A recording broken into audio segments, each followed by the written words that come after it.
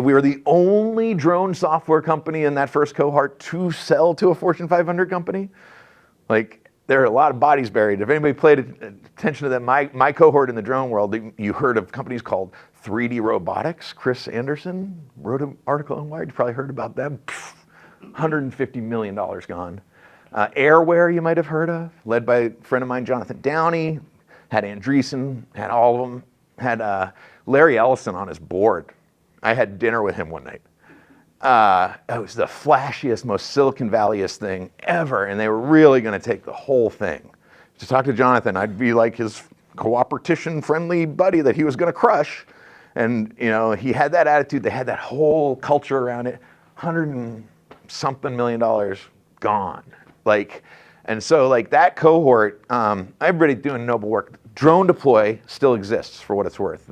Mike Wynn and their team in Jono, really good guys from South Africa. They were in the very first sort of meeting we all had down in San Francisco as well. And just a little interesting side story about DroneDeploy and Skyward. So at first, me and my team we were at the University of Oregon, I told you before I dropped out of the Oregon MBA there. And we were like, we got to be in the software space of drones, but not build a drone. That was as much idea as we had at the time. And we thought, because Dana Marr was my CTO co-founder at the time, and he came from GIS department, and I was obsessed with GIS, the Global Information System, just maps, just digital maps, right? And I thought, drones, we gotta be mapping, is what I kind of thought, right? And that was sort of the first idea. And I met Mike Wynn, and they had a company called DroneDeploy, because their first thought was, we should figure out how to deploy these things on LTE networks.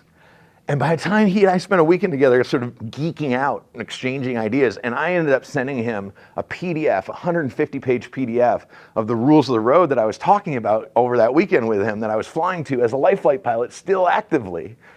I'm still flying every day to these rules of the road. I'm like, here, you should take this PDF, and you guys got to know all this stuff to deploy those drones, trust me. And he turns back to me in the email, he goes, this should be your business. And you should get out of this mapping stuff. He's like, I think we're better at that kind of thing. And it turns out they were. I mean, they did a great job of getting into a real vertical in the space that actually existed, which is use these flying cameras as sensors and start to build photogrammetry with them. It makes sense in a lot of industrial verticals too. So we swapped business models over, and it's also why it speaks to, I never think it's a good idea to not share your idea.